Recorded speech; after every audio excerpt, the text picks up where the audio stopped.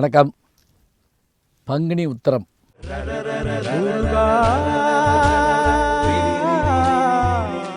நமக்கு ஒரு பெரிய சிறப்பு என்னன்னாங்க, அதிக விழாக்களை கொண்ட ஒரு நாடு நம் நாடு. அதுவும் நான் காசி போயிருந்தப்ப அந்த ஊரெல்லாம் பார்த்து நானும் என் மனைவி ஆச்சரியப்பட்டோம். இப்போ நம்ம ஊரில் திருக்கல்யாணம்னா ஒரு 10 நாளைக்கு, அழகர் ஆற்றுல இருக்கிறாருன்னா ஒரு 3 நாளைக்கு, அப்புறம் எப்பவும் போல் நம்ம வேலையை பார்க்க போவோம்.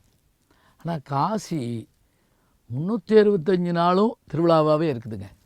365 நாளும் பயணிகள் வந்து வருடமாக இருக்குது. நம்முடைய ஒரு சிறப்பு என்ன அப்படின்னா, நம்முடைய நிலாக்காலங்கள் முழுவதும் சித்திரை தொடங்கி பங்குனி வரைக்கும் முழு நிலாக்காலங்கள் முழுவதும் விழாக்காலங்கள் தாங்க. சித்ரா பௌர்ணமி தொடங்குங்க, பங்குனி உத்திரத்துக்கு வாங்க. இதில் ஒரு ஆச்சரியம் என்ன தெரியுங்களா? பங்குனி 12 மாதங்களில் 12வது மாதம். உத்திர நட்சத்திரம் 27 நட்சத்திரங்களுள் 12வது நட்சத்திரம். இது 12 கைகளை உடைய முருகப்பெருமானுக்கு உகந்த நாள். எத்தனை 12 வருது பாருங்க.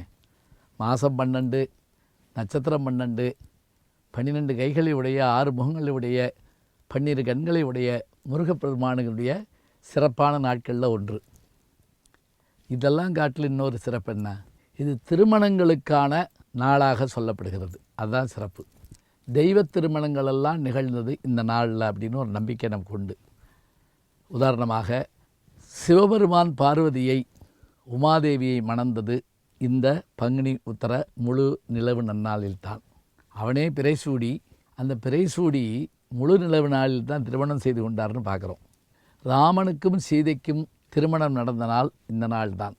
இன்னும் ஒருபடி மேலே போய் முருகப்பெருமான் அசுரர்களை அழிப்பதற்காக புறப்பட்டு சென்ற நாளும் இந்த நாள்தான்.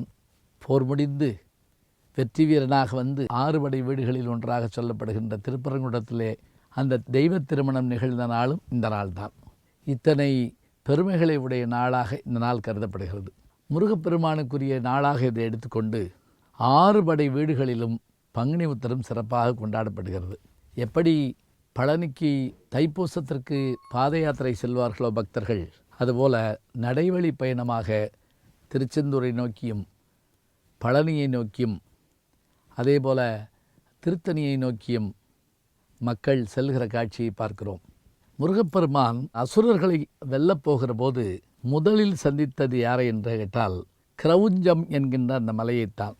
அந்த மலை ஒரு அசுரனுடைய உருவம். அது எப்படி என்றால், அகத்திய முனிவரால் சபிக்கப்பட்ட அசுரன் வளர்ந்து நின்று மறைத்த போது அதனை சபித்தவர் யாரென்றால் அகத்தியர், குருமுனி. அந்த மலை வருகிறவர்களெல்லாம் உள்வாங்கி சாப்பிட்டு கொண்டிருக்க தன்னுடைய வேலால் அதனை வீழ்த்திய பெருமை முருகப்பெருமானுக்கு உண்டு.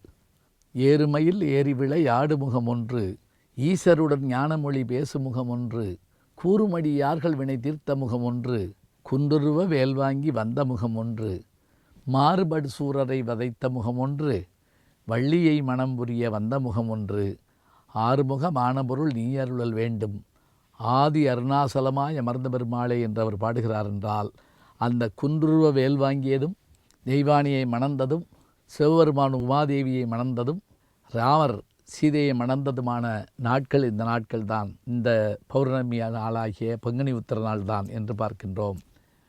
எனவே திருமணத்திற்காக எதிர்பார்த்து காத்திருப்பவர்கள் இந்த நாளை கொண்டாடலாம். இது தவிர திருப்பதியில் தும்புரு என்றொரு நீர்வீழ்ச்சி இருக்கிறதாம். பாபநாசம் என்கின்ற இடம் அங்கே இருக்குது. இந்த நாளில் மட்டுமே அதில் நீர் வருமா. நான் ஒரு செய்தியில் படித்தேன். இந்த தும்புரு என்றாலே என்ன அப்படின்னா, இது ஒரு வீணைக்கு பேர்.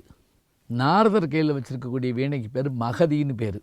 அவருடைய சீடர் தும்புரு ஒரு அற்புதமான வீணை ஒன்று வைத்திருந்தாராம். தங்கத்தில் ஆனால வீணை மாதிரி வச்சுருந்தாராம். இது உனக்கு ஏது அப்படின்னு கேட்டிருக்காரு. உடனே அந்த சீடன் சொன்னானா, ஒரு தடவை நான் இந்திர சபைக்கு போயிருந்தப்போ தேவேந்திரனை புகழ்ந்து பாடினேன். அவன் எனக்கு இதை கொடுத்தான்.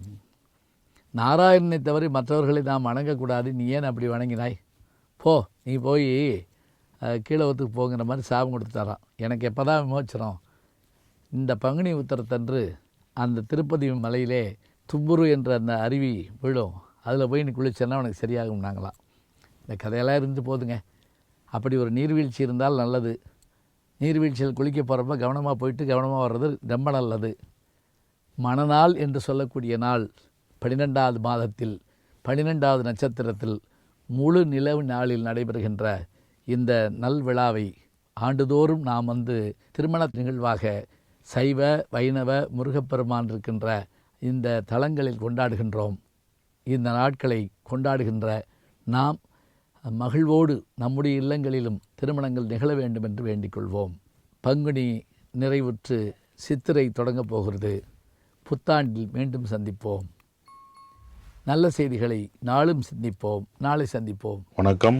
ஜி ஞானசம்பந்தன் யூடியூப் சேனல் பாருங்கள். உங்களை தேடியே உங்கள் வீட்டுக்கு வருது. கேட்காம ஒரு விஷயம் உங்களை தேடி வருது பாருங்கள், அதை பிடிச்சி வச்சுக்கோங்க. நம்முடைய ஜி ஞானசம்பந்தன் யூடியூப் சேனலை தொடர்ந்து எக்ஸலம், இன்ஸ்டாகிராம், ஃபேஸ்புக், வாட்ஸ்அப் என்று அனைத்து தளங்களிலும் நாம் இயங்கிக் கொண்டிருக்கின்றோம். நீங்களும் எங்களோடு வாருங்கள்.